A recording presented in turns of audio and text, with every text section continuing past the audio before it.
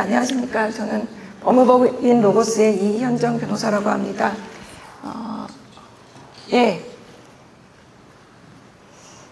저는 2002년부터 2023년까지 21년 동안 검사로 근무했었습니다. 검사로 근무하고 한 6개월 정도 쉬다가 이제 법무법인 로고스에서 지금 파트너 변호사로 일하고 있습니다. 그래서 제가 2002년도에 초임검사 처음으로 이제 검사 시작할 때 저희 부산 동부지청에서 시작했습니다. 그래서 부산 동부지청 개청 이래 최초의 여검사라고 또 동부지청 계시는 분들이 많이 걱정도 하시고 기대도 하셨고 했는데 정말 즐겁게 지냈거든요. 그래서 2002년도에 우리나라 월드컵 있을 때 여기 해운대 해수욕장에 응원할 수 있도록 백사장에 크게 전광판 설치해 놓고 그래서 같이 부산 분들하고 같이 응원했었는데요. 그때 혹시 2002년도에 해운대 해수욕장에서 월드컵 응원하셨던 분 계신가요? 안 계세요? 네, 계시면 기념품 같이 받아드리려고 했는데 안 계시네요. 예.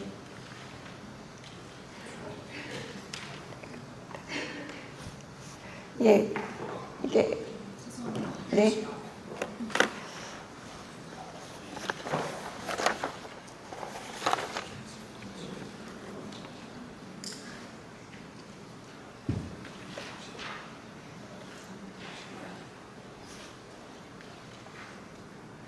다음. 예. 예, 저희 회사는 이제 2000년도에 설립돼서 26년째가 되었고요. 몇 명의 뜻을 모아서 우리 사회에 기여할 수 있는 로펌이 되고자 해서 시작해서 현재는 외국 변호사, 변리사, 회계사, 한의사 출신 분도 있는데요. 약 120명의 전문가가 유기적으로 협업하고 있습니다. 그리고 희망과 동행이라고 저희 법인에서 사회적 소외계층에 대한 법률 지원 및 복지 사업을 하고 있어서 매년 연탄을 직접 나눠주고 또 법률 대리도 하는 등 사회 공헌을 위해서도 노력하고 있습니다. 예, 저는 이제 아동학대 실무 쟁점과 사례에 대해서 말씀드리고자 합니다. 그래서 아동학대에 대해서 먼저 말씀을 드리고자 하는데요.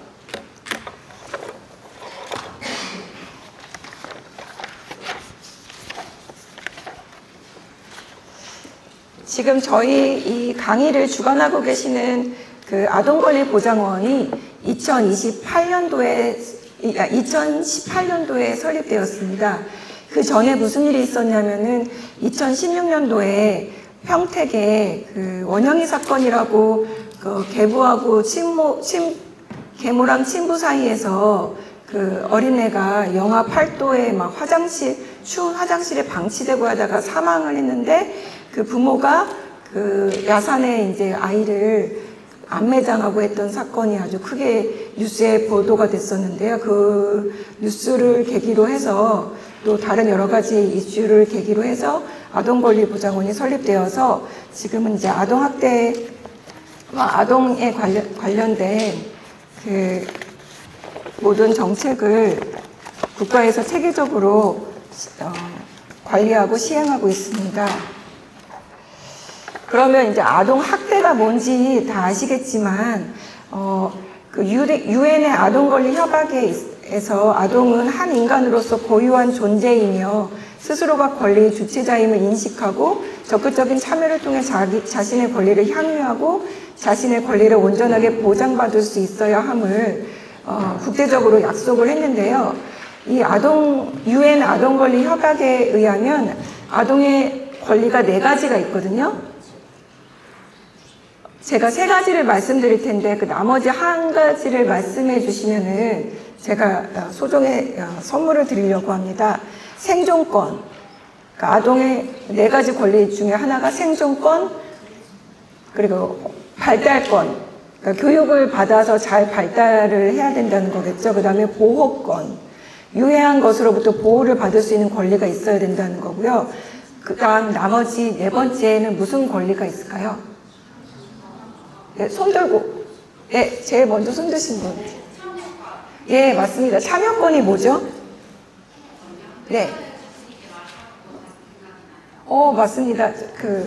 스타벅스 저희 커피 쿠폰 하나 드리겠습니다. 예, 맞습니다. 어린이라고 해도, 아동이라고 해도 자기의 의사를 자유롭게 표현하고 의사결정에 참여할 수 있는 권리가 있다는 거죠. 저도 이거 공부하다 보니까 생존권, 발달권, 보호권을 알겠는데 참여권까지 있는 줄은 몰랐습니다. 근데 잘 알고 계십니다. 그리고 이제 아동학대에 관련해서 버려야 할 편견과 관련해서 친부모가 학대한 경우가 79.7%라고 합니다.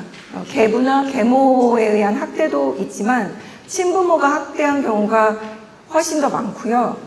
그리고 또 버려야 할 편견에서 사랑의 매가 존재한다는 생각도 버려야 할 편견이라고 되어 있습니다. 그래서 제가 이제 기억나는 저에 대한 에피소드가 제가 고등학교 2학년 때 좀 공부를 안 하고 왜 공부하는지도 모르고 해서 좀 놀았었습니다. 근데 과학 시간에 저희 이제 여자 선생님이었는데 제가 숙제를 안 해갔어요. 과학 숙제를 안 해갔더니 과학 숙제 안 해간 사람 앞으로 나오라 그래서 저는 막 웃으면서 앞으로 나왔죠. 그런데 이제 한 명씩 선생님이 갑자기 저한테 어금니를 꽉 물라고 해서 왜 그러지 하면서 꽉 물었더니 주먹으로 제 얼굴을 이렇게 때리시더라고요.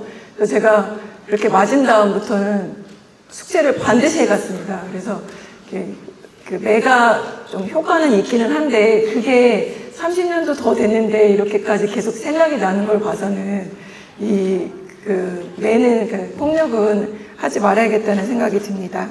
그리고 또 한두 번은 맞고 클 수도 있지라는 생각이라든가 아이가 맞을 만한 행동을 했다는 생각, 이 정도는 있을 수 있지라는 생각은 다 이제 아동 학대에 대한 잘못된 편견이라고 되어 있습니다.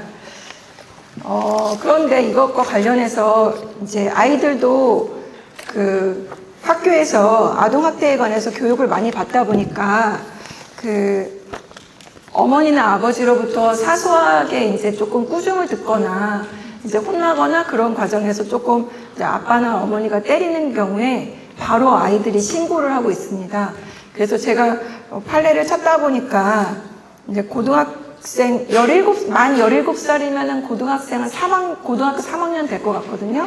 그런 남자애가 이제 아버지가 계시는데 방문을 꽝 하고 닫았나 봐요. 2021년도에 있었던 일인데, 그러니까 아버지가 이제 아들이 버릇이 없다. 그래갖고 이제 말다툼이 났겠죠. 그래서 아버지가 아들을 밀치고, 그러니까 아들의 양쪽 허벅지를 아빠가 이제 발로 이제 여러 번 찼나 봅니다. 그랬더니 아들이 바로 아동학대로 신고를 해가지고, 경찰에 조사를 받고, 이제 검사님이 이제 벌금 300만 원에 이제 약식 기소라고 하죠. 기소를 한 겁니다. 기소를 했더니 아버지가 너무 화가 나서 이게 무슨 아동학대냐, 정당한 훈육이었다고 아버지가 주장을 하면서 다툰 사건인데, 다퉜어도 1심에서는 벌금 300만 원이 그대로 이제 나왔고요.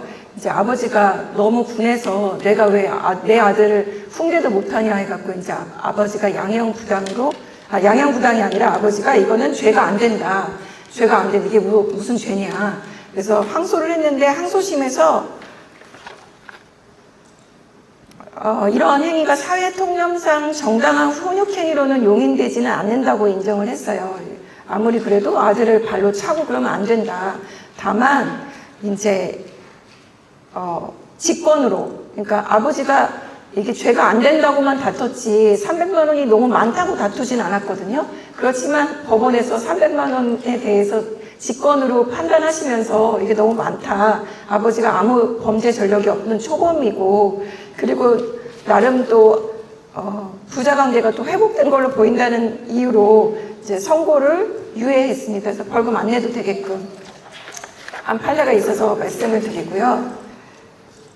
그리고 여기 지금 뉴스에 얼마 전에 나온 사례인데요. 이거 게사료를 먹다가 이제 죽게 했다는 아동학대 사건은 울산에서 있었던 사건인데, 아이가 이제 31개월, 이제 만 3살이 안 됐죠?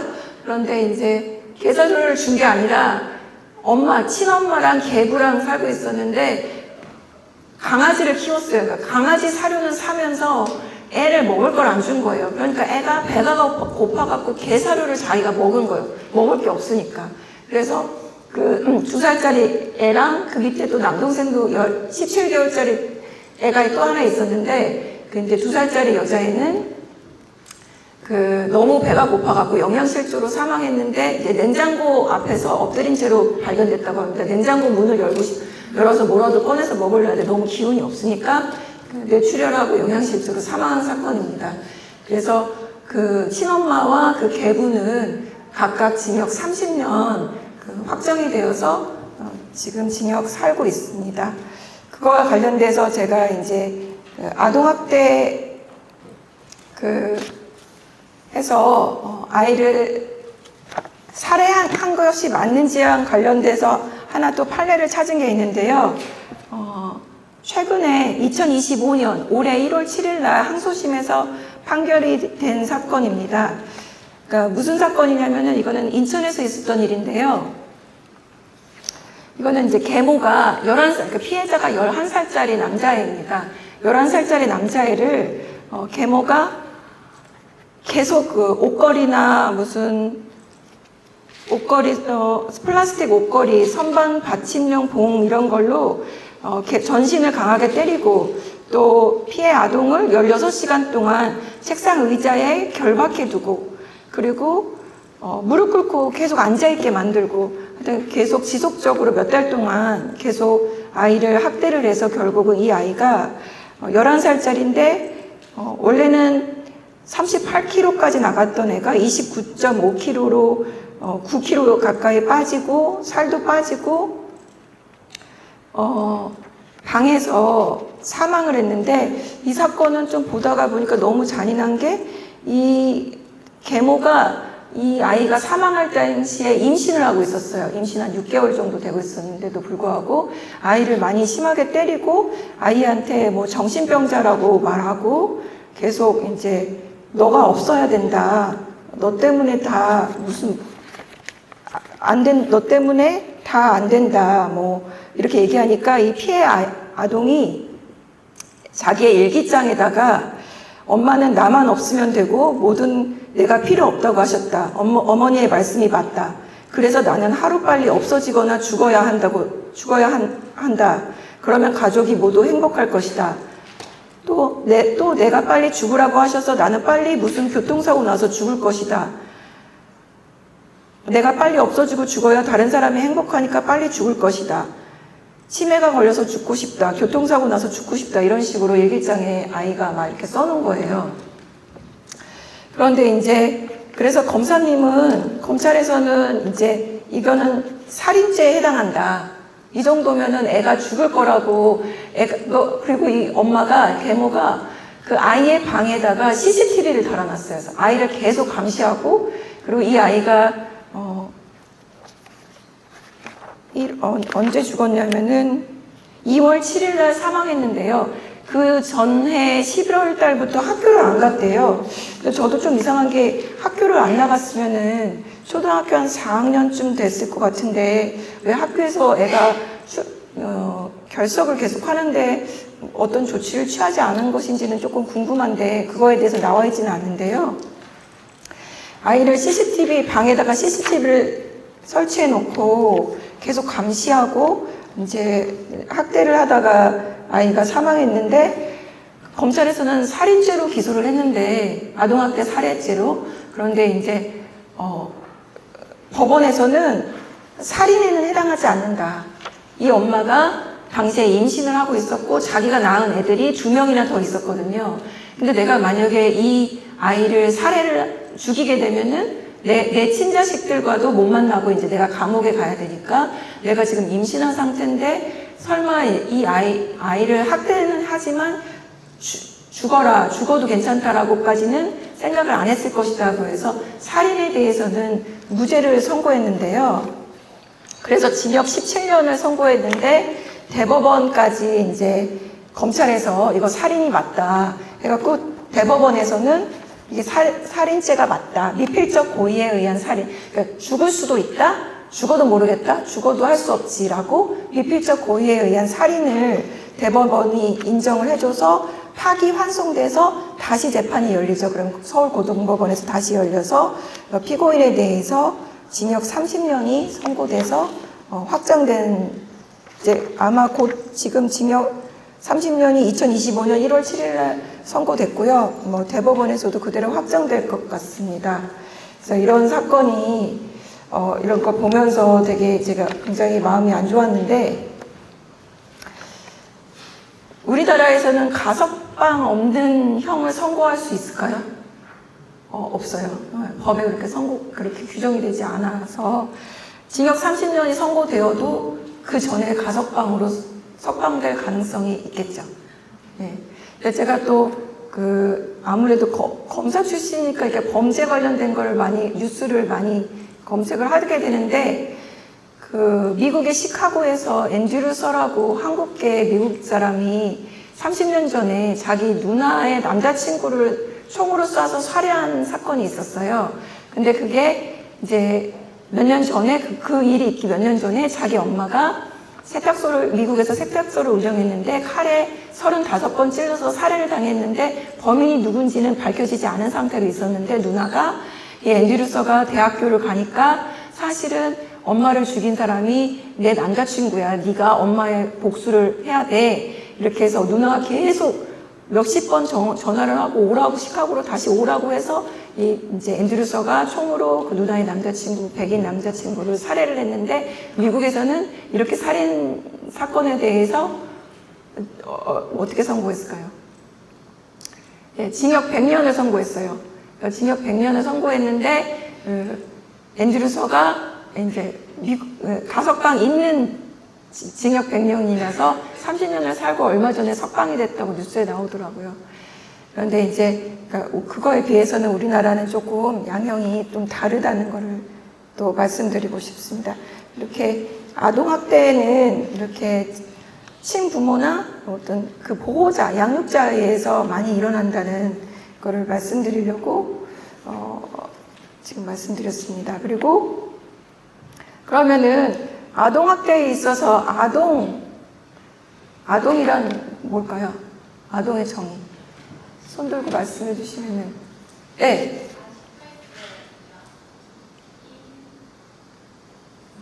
맞아요. 만 18세 이하인 사람이죠. 만 18세 이하인 사람이니까, 만 18세 이하의 사람이니까 고등학교 한 3학년까지가 다 아동에 해당하겠죠. 예. 그리고 아동학대 범죄의 처벌 등에 관한 특례법에 있어서 아동학대 범죄란 뭘까요? 아동학대 범죄는 누가 저지르는 게 아동학대 범죄죠? 네, 손 들고 누가 저지르는 게 아동학대 범죄일까요? 네, 맞아요. 보호자가 보호자가 저질러야 돼요. 그러니까 누구든지 저지르는 범죄가 있고요. 아동학대 범죄의 처벌 등에 관한 특례법에서는 보호자가 저지르는 범죄로 규정되어 있고요. 그냥 아동복지법이라고 또 따로 있죠. 아동복지법은 누구든지 해당합니다. 그 주어가 누구인지 잘 보시면 될 것 같습니다.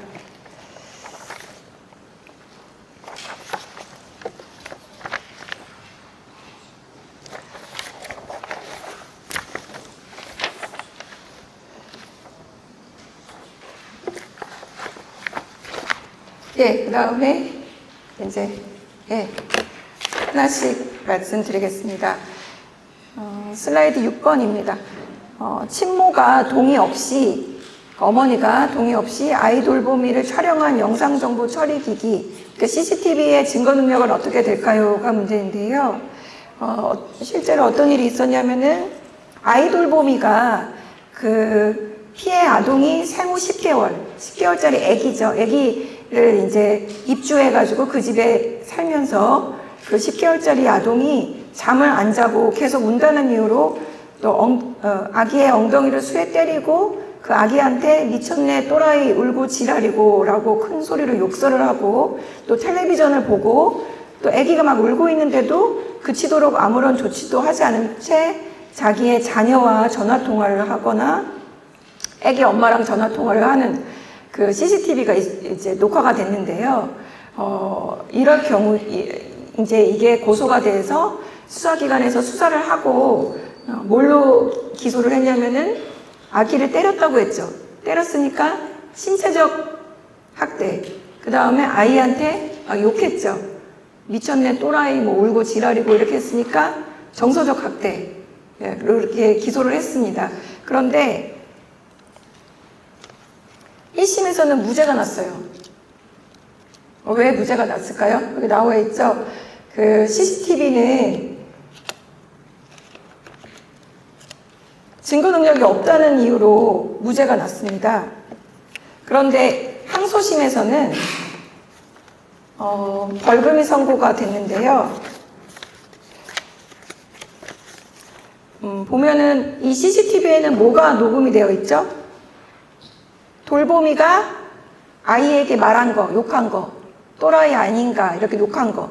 또 어떤 게 녹화가 되어 있죠? 아까 전화통화를 했다 그랬죠? 돌보미가 자기 자녀랑 전화한 거, 돌보미가 아이 엄마랑 전화한 거. 그 다음에 또 뭐가 녹화되어 있죠? 아기가 우는 거, 우는 소리.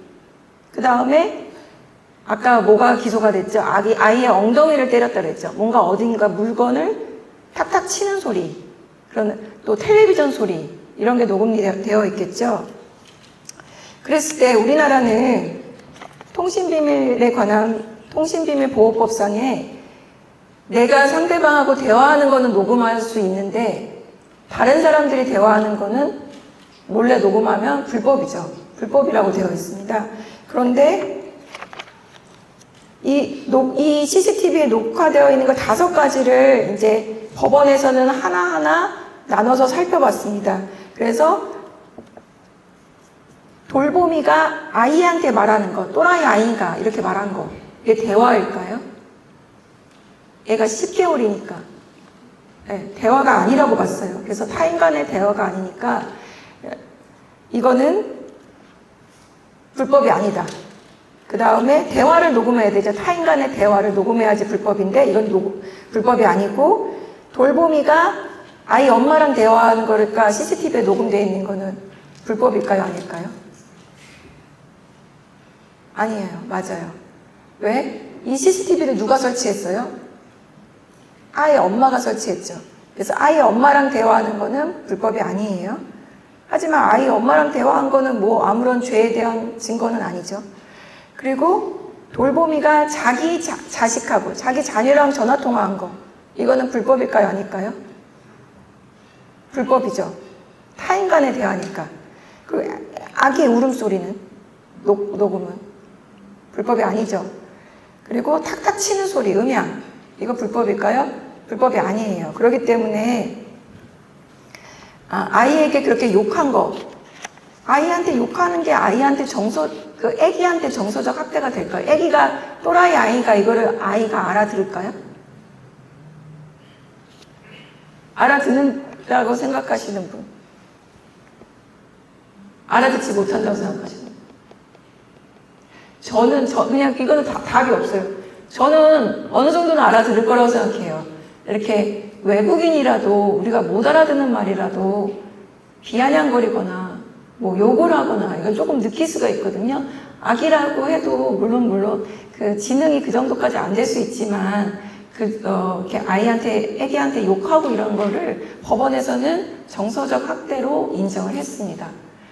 학대로 인정했고 아까 엉덩이를 때리는 거는 신체적 학대에 해당한다고 봤을까요, 법원에서? 안타깝게도 때리는 장면은 녹화가 안 됐어요. 소리만 났어요.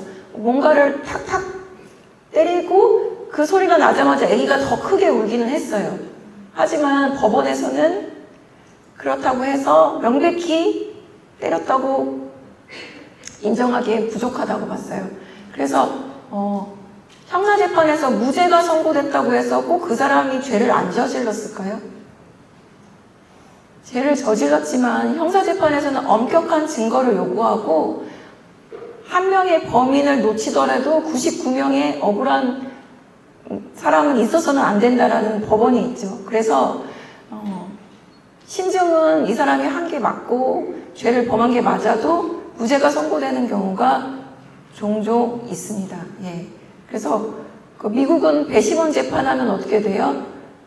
배심원들이 guilty 또는 not guilty라고 하죠. 무죄라고 하지 않고 guilty 또는 not guilty라고 하죠. 예.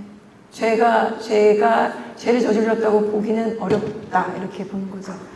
예. 그래서 이 아이돌 범인은 벌금 선고받았습니다. 그래서 뭐 엄격한 증명이 필요하고 또 증거 능력이 없으면은 아무리 그 범행을 저질렀다고 보이더라도 그거를 증거로 쓸 수 없으니까 이제 무죄가 날 수밖에 없겠죠. 그래서 신체적 학대는 무죄가 났습니다.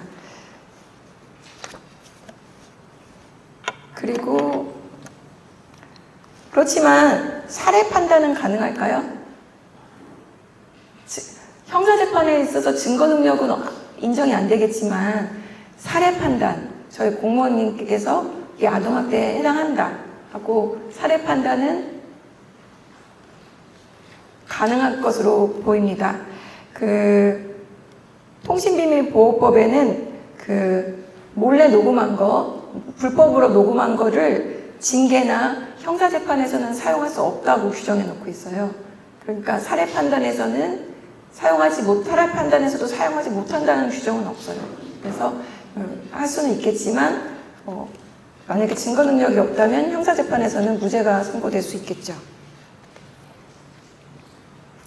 그 다음에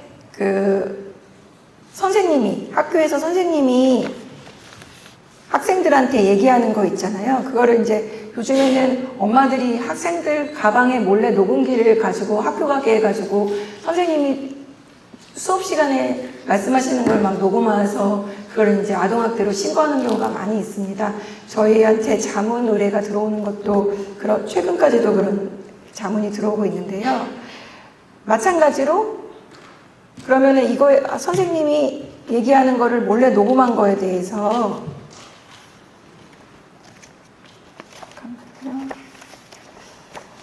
어떻게 볼 것인가? 선생님이 수업 시간에 초등학교 3학년인데요. 수업 시간에 이제 어떤 한 학생이 너무 수업 태도가 안 좋고 그러니까 이제 조금 그 학생에 대해서 계속 뭐라고 하는 겁니다. 그래서 땡땡이는 그러니까 얘가 손을 들었나 봐요. 발표하려고. 그랬더니 선생님이 땡땡이는 헛소리 할 것 같은데 뭔지도 모르고 손 드는 거야, 저 바보가. 이런 식으로 얘기하고, 땡땡이는 머리 뚜껑을 한번 열어보고 싶어. 뇌가 어떻게 생겼는지 궁금하지 않냐? 제 뇌세포가 어떻게 생겼는지 한번 구경해보고 싶어. 또는 그 땡땡이에 대해서 걔는 자기 이름 하나만 아나봐. 자기가 땡땡이라는 것만 아나봐. 그러니까 학생들 앞에서 걔에 대해서 굉장히 어떤 피해 학생에 대해서 쟤는 항상 맛이 가 있어. 이런 식으로 계속 말씀을 하셨나 봐요. 그거를 이제 학부모가 몰래 녹음을 해갖고 경찰에 신고한 사건입니다.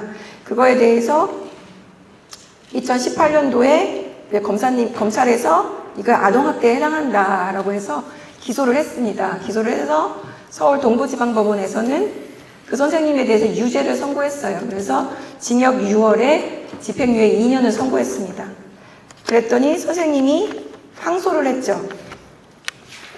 그거는 증거 능력이 없다. 그거 왜 나 모르게 녹음을 하냐. 이건 통신비밀보호법에 어긋나는 거라서 그 녹음 파일은 증거 능력이 없으니까 그걸 이유로 유죄를 선고하면 안 된다라고 선생님이 항소를 했는데 항소심에서도 증거 능력이 있다. 녹음해도 그 녹음 내용 가지고 유죄를 할 수 있다. 그래서 근데 조금 형은 깎아줬어요. 아까는 집행유예였는데 선생님에 대해서 벌금 500만 원으로 깎아줬어요.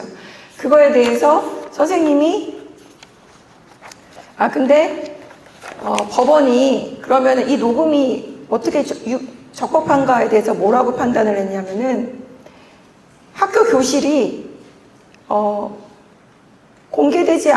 공개된 장소이다. 학생이 30명 정도로 있었고, 그리고 초등학교 교육의 공공성을 감안하면은 이거는 공개되지 않은 대화다라고 볼 수 없다. 공개된 대화고, 그리고 이거는 중대한 범죄 행위에 해당하기 때문에 그에 대한 증거를 수집할 필요성도 인정이 된다. 만약에 선생님의 사생활의 비밀이 어느 정도 침해되는 결과를 초래한다고 하더라도 이거는 선생님이 감내해야 할 기본권 제한에 해당한다. 그리고 그 피해자의 엄마가 녹음한 거잖아요. 그러니까 피해자랑 그 피해자의 엄마가 굉장히 밀접한 관계에 있기 때문에 그런 엄마가 녹음하는 거는 피해자가 녹음한 거라고 동일시할 수 있다라는 이유로 항소심 법원에서도 이 녹음 파일에 대해서 증거 능력이 있다고 봤어요. 그런데 선생님이 계속 다퉈서 대법원에까지 상고를 했는데 대법원에서는 몰래 녹음한 거, 학생의 엄마가 몰래 녹음한 거 증거 능력이 없다고 봤어요. 그래서 1심, 2심 다 유죄였는데 대법원에 가서 증거 능력이 없다고 하니까 파기환송해서 다시 재판하죠. 그러니까 대법원의 의견에 따를 수밖에 없으니까 선생님은 결과적으로 무죄가 선고됐습니다. 그러면 이게 왜 선생님이 교실에서 얘기한 거를 녹음한 거를 엄마가 녹음한 게 왜 증거 능력이 없나? 우선 초등학교 교실에서 학생들만을 대상으로 한 거고 그 교실에 아무나 들어갈 수 있어요? 수업 중에? 들어갈 수 없죠. 그렇기 때문에 이건 공개된 특정된 30명의 학생들에게만 공개됐다고 볼 수 있고 일반 공중이나 불특정 다수에게 공개된 건 아니다. 그래서 이거는 사적인 대화에 준하는 것으로 볼 수 있고 그래서 공개되지 않은 대화에 해당하고 그리고 엄마가 몰래 녹음한 거는 타인 간의 대화를 녹음한 게 되기 때문에 이거는 이 녹음 파일은 증거 능력이 없다고 봤어요. 그러면은 한 가지 저는 궁금했거든요. 그러면은 그 말을 들었다고 하는 애가 있잖아요. 집에 가서 엄마한테도 얘기하고 그래서 엄마가 몰래 녹음한 거잖아요. 그럼 그 애를 조사한 진술 조서가 있을 거거든요. 그래서 잘 찾아보니까 그 애가 아까 3학년이라고 그랬나요? 그런데 그 애한테 경찰에서 조사했거든요. 그래서 선생님이 뭐라고 했어? 어떻게 했어? 이렇게 물어봤는데 기억을 잘 못해요, 애기가. 모르겠어요. 그렇게 한 건 아닌 것 같은데 뭐 이런 식으로 말을 했어요.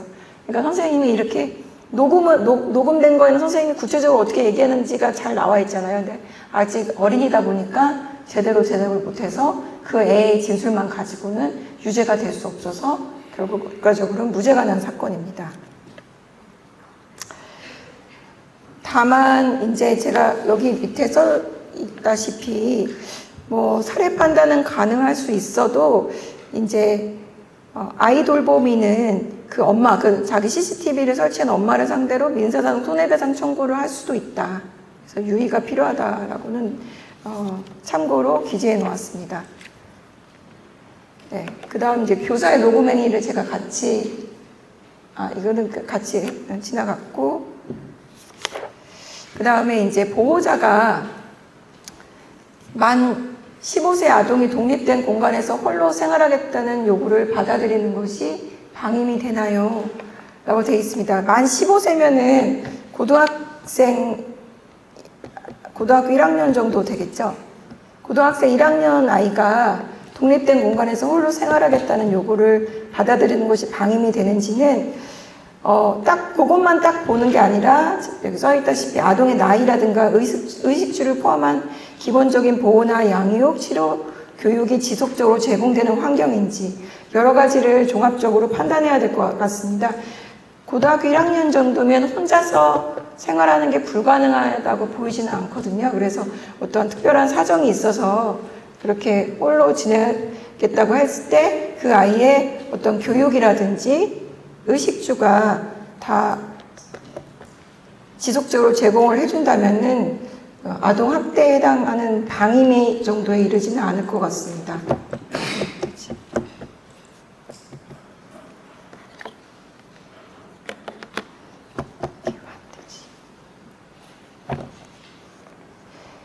예, 그리고 잠깐만요.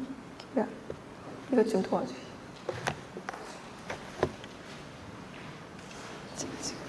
슬라이드가 제가 달라져갖고 미성년자인 보호자도 아동학대의 주체가 될 수 있나요? 라고 되어 있는데요. 아까 아동학대의 주체가 보호자라고 되어 있죠. 근데 미성년자가 보호자가 될 수 있을까요? 예. 미성년자가 17살인데 16살인데 출산을 할 수도 있겠죠. 그래서 미성년자인 보호자도 아동학대의 주체가 될 수 있다고 보입니다. 그래서 아동복지법과 아동학대 처벌법은 보호자를 친권자, 후견인, 아동을 보호, 양육, 교육하거나 그러한 의무가 있는 자 등을 보호자의 개념으로 규정하고 있어서 성인으로 한정해서 규정하고 있지 않습니다. 주체가 될 수 있을 거라고 보이고요. 그 다음에 이제 피해 아동을 분리 조치하려고 하는데 피해 아동이 이를 거부하는 경우 피해 아동의 의사에 반한 분리가 가능한가요? 라는 질문에 대해서는 가능하겠죠. 예를 들어서 보호자의 의료적 방임이라고 저기 나와 있는데요. 부모가 종교적인 이유로 그 아이의 수술을 거부한다거나 수혈을 거부하는 경우가 있죠. 그랬을 때 그 아동도 저도 종교적으로 저는 수술 안 받을래요. 저는 엄마 아빠랑 계속 같이 있을래요. 이렇게 하는 경우가 있지만 그렇게 될 경우에 그 아동의 생명이 위험해질 수도 있기 때문에 아동의 의사에 반하여 아동의 이익을 위해서 분리가 가능할 것으로 판단됩니다. 그리고 특정일 심한 면접 교섭이 가능한 친모가 정해진 면접 교섭이 아닌 임의적 교섭을 할 경우에 대응 방안이 있나요? 당연히 임의적 교섭 요청에 응할 의무가 없겠죠. 면접 교섭 일정에 따른 면접 교섭이라고 해도 피해 아동이 만약에 면접 교섭을 원하지 않는 경우에는 면접 교섭을 하도록 해서는 안 됩니다. 그런데 친모가 정해진 일정도 아니고 특정 일시에 이렇게 찾아오는 것은 그 자체로 일방적으로 찾아오는 것은 그 자체로 아동학대가 될 수 있습니다. 그럴 경우에 지자체장은 아동학대 처벌법 47조 1항에 따라서 가정법원에 아동학대에 대한 보호명령을 신청하여 피해 아동에게 접근하는 행위를 제한할 수 있습니다.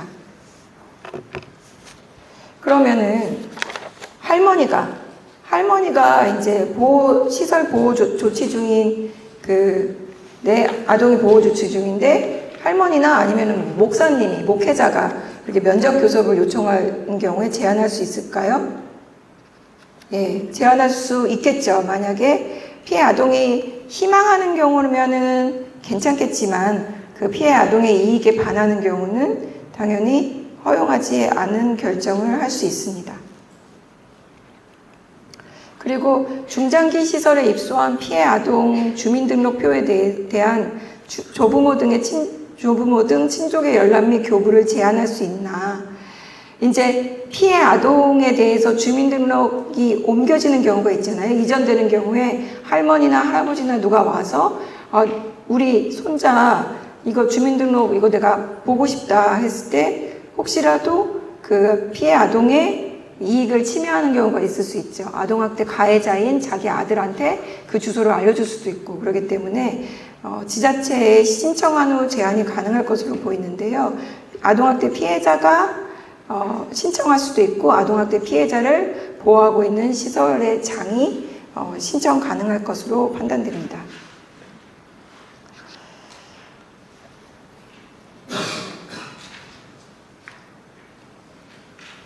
예. 지금 답이 다 나와 있는데 아까 한 거 다시 퀴즈로 나와 있습니다. 그래서 대화자일 경우에는 몰래 녹음을 하는 경우는 괜찮고요. 다른 사람이 몰래 녹음하면 안 되겠죠. 그런데 음향을 녹음하는 경우는 괜찮겠죠. 그리고 위법 수집 증거라고 아까 증거 능력이 없다고 하는 거는 형사재판에서 인정이 되는 거고요. 민사소송에서는 증거 능력이 있어서 민사소송에서 그거를 형사적으로는 그 사람 가해자를 처벌받게 못했지만 민사소송에서 손해배상 청구 같은 거는 할 수 있습니다. 그 다음에 현장 체험 학습을 위한 운행 계약을 맺은 전세버스 기사를 아동학대 처벌법상 보호자로 볼 수 있나요? 라는 질문인데요. 아동학대 범죄는 아까 말씀드렸다시피 주체를 보호자로 규정하고 있습니다. 그러면은 버스 기사, 이제 현장 체험 학습가는 버스 가고 있는 버스를 타고 가고 있었을 때 그 전세버스 기사가 보호자로 볼 수 있느냐에 대해서 보호자에는 해당하지 않습니다. 그렇지만 아동복지법에 의해서 만약에 그 버스 기사가 학생들을 막 때리거나 이렇게 했을 경우에는 아동복지법에 의해서 처벌받게 할 수 있겠죠. 일반적인 폭행은 형법에 이제 다른 사람을 폭행한 경우에는 2년 이하의 징역이나 500만 원 이하의 벌금에 처하도록 되어 있습니다. 그런데 아동복지법에 아동을 폭행한 경우, 아동학대에 이제 해당하는 폭행하는 경우에는 일반적인 형사법에서의 폭행죄보다 더 중하게 5년 이하의 징역 또는 5천만 원 이하의 벌금에 처하도록 하고 있습니다. 그리고 택시 운전기사가 또 승객인 피해 아동에 대해서 이제 성추행을 한 경우인데요. 이런 경우에도 이제 보호자에는 해당하지 않는다고 판단하고 있습니다. 그리고 사설 아동발달센터를 아동학대 대응 업무 매뉴얼상 집단시설로 볼 수 있는가 했을 때 1:1 전문 치료기관이라 하더라도 집단시설에 해당한다. 다수의 아동을 사실상 보호, 감독한다고 볼 수 있기 때문에 집단시설의 예시로 기재된 사회복지시설에 해당한다고 평가된다고 판단됩니다. 그리고 아동학대 혐의에 대해서 형사법원의 유죄 확정 판결이 있기 전이라는 점이 아동복지법상 살해관리 처분의 이행을 보류할 수 있는 정당한 사유에 해당하는가에 있어서는 형사 재판이 끝날 때까지 기다리는 것이 아니겠죠. 아동 복지를 위해서 긴급하게 해야 할 조치들이 있기 때문에 형사 재판과는 무관하게 살해관리 처분이 이루어질 수 있습니다. 그래서 살해관리 처분은 있어서 정당한 사유가 있을 때에는 교육이나 심리치료 등에 참여하지 않아도 되지만 그 정당한 사유라는 거는 생업에 지장이 발생하거나 아프다거나 누구를 간병하고 있다거나 국외 체류하고 있는 정도, 그 정도로 한정되는 것으로 봐야 되지, 형사재판, 이 사람이 지금 형사재판 중인데 그게 확정될 때까지 기다려야 하는가, 그건 아니라는 것이죠.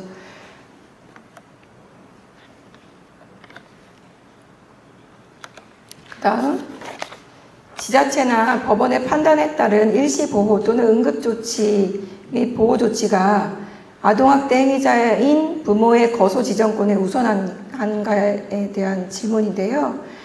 당연히 지자체나 법원의 판단에 따른 보호조치가 아동학대 가해자인 부모의 거소 지정권에 우선하겠죠.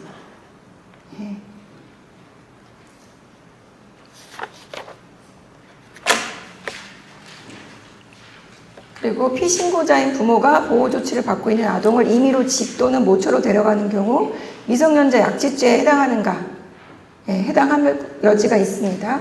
자기의 보호 양육권을 남용해서 미성년자 본인의 이익을 침해하는 때에는 형사처벌을 받는 미성년자 약취죄에 해당합니다. 그리고 아동학대 행위자가 보호처분 결정에 불복해서 항고를 제기했다면 보호처분의 집행이 일시적으로 정지되는가? 예, 집행이 정지되지 않습니다. 가정폭력처벌법에 항고와 재항고는 결정의 집행을 정지하는 효력이 없다고 되어 있고 아동학대 처벌법에서 이를 준용하고 있습니다. 그래서 정지되지 않습니다. 그 다음에 시간이 지나가서 빨리빨리 하겠습니다. 지자체의 조사 당시에 아동학대 혐의를 부인한 피신고자의 진술이 아동학대 처벌법 63조 1항 제3회 이후 거짓 진술에 해당하는가? 아동학대 전담 공무원한테 거짓 진술을 하면은 1,000만 원 이하의 과태료를 부과할 수 있도록 되어 있습니다. 하지만 그 거짓 진술에는 내가 아동학대 안 했는데요? 라고 하는 거는 포함되지 않는다고 봐야 됩니다. 왜냐하면 우리나라 헌법상 자기부재 금지 원칙이 있습니다. 내가 어떤 죄를 저질렀다는 것을 강요받지 않아야 됩니다. 고문을 당하지 않을 권리라고 똑같은데요. 그래서 그 아동학대를 저지른 보호자, 엄마나 할머니나 부모가 아동학대 전담 공무원님께 아동학대 하지 않았다고 거짓 진술하는 경우에는 과태료를 부과할 수 없을 것으로 보입니다.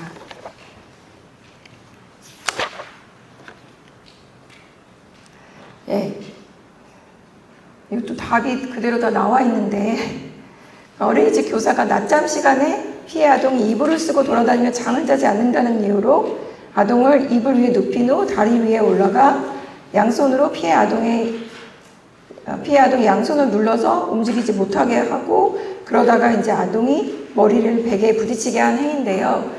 그러니까 여기서도 아시다시피 이렇게 판례가 있다는 얘기는 검찰에서는 아동학대에 해당한다고 생각해서 판단해서 기소했다는 거예요. 그러니까 이런 행위가 아동학대에 해당한다고 판단될 수도 있고 아니면 법원에 의해서 아니라고 판단될 수도 있다는 걸 말씀드리고 싶어요. 그래서 그때 어떤 일이 있었는지 구체적으로 사실관계를 잘 파악을 해서 아동학대에 해당하는지를 신중하게 결정해야 될 것 같습니다. 비슷한 사례인데요. 아동학대에 해당한다고 본 법원의 판단도 있습니다. 그래서 참고로, 근데 이거는 조금 더 이제 심하고 또 아이를 좀 위험한 데로 이렇게 들어서 어디 이렇게 서랍장 같은 데 위에 앉혀놓기도 하고 뭐 그랬던 것 같아요. 조금 더 다르긴 한데요. 그래서 법원의 판단이 조금씩 다를 수 있다, 사안마다. 그렇게 한번 참고로 말씀드리고자 합니다. 그 다음에 이제 국정 출생신고 관련해서 말씀드립니다. 국정 및 신원확인이 불가한 친생부와 외국인 엄마가 이제 아이를 낳았는데 그 남편이 그 아기 아빠가 한국 사람인지 외국 사람인지도 모르겠고 누군지도 모르는 경우에 출생신고가 가능하지만 가족관계 등록부는 존재할 수가 없겠습니다. 우리나라에 태어난다는 이유로 모든 사람들에 대해서 대한민국 국적을 주지 않기 때문에 외국인 엄마가 아이를 낳았을 경우에 아빠가 누군지 모르는 경우에는 출생신고는 받아주지만 가족관계 등록부는 없습니다. 그리고 또 외국인 엄마와 대한민국인 남성 사이에 자녀로 출생신고되었던 아동에 대해서 그 아빠가 나중에 이 아이가 내 아이가 아니다라고 해서 소송을 걸어서 그게 인용된 경우에 그 아동은 대한민국 국적을 상실할 것으로 보입니다. 다만 대한민국 국적이 없더라도 아까 유엔 아동 권리 협약에 의해서 학업을 위해서 체류 자격을 우리나라에서는 체류 자격을 주고 그 부모에 대해서도 기타 체류 자격을 부여하고 있습니다. 그리고 엄마 아빠가 다 대한민국 국민인데도 불구하고 아이에 대해서 출생신고를 안 했는데 그런 경우에 초등학교 입학을 신청할 수 있을까에 대해서 가능한 것으로 사료됩니다. 그래서 기초생활보장번호, 사회보장번호, 임대차 계약서, 거주확인, 인후보증서 등을 통해서 우리나라에 여기 살고 있다, 관내에 살고 있다는 걸 증명하면은 초등학교 입학이 가능할 것으로 보이고 또 이제 공익의 대표자가 검사거든요. 이제 검사가 출생신고를 대신해 해주기도 합니다. 그리고 그 아동권리 보장, 아동학대 전담 공무원 그 지자체에서도 출생신고를 대신 해주기도 하는 걸로 알고 있는데 맞습니다. 네. 그리고 그 부모가 대한민국 그리고 이제 혼외자에 대해서도 뭐 주민등록의 말소자에 대해서도 이제 출생신고를 못한 아이가 학교에 초등학교에 입학이 가능하다는 거 참고로 말씀드리고요. 그리고 이제 외국인 등록증이 없는 외국 국적 학생, 또 미등록 이주 학생, 이주 아동들이 이제 우리나라 학교에 들어갈 수 있는가, 마찬가지로 들어갈 수 있게끔 국내 거주 사실 확인 서류로 입학이 가능하게 되어 있습니다. 예, 제가 맡은 분량은 여기까지고요. 예, 지금 시간이 좀 지나서 이따가 끝나고 다시 또 질문을 받도록 하겠습니다. 예, 이제 그 다음에 이종관 변호사님께서 또 강의해 주시겠습니다. 감사합니다.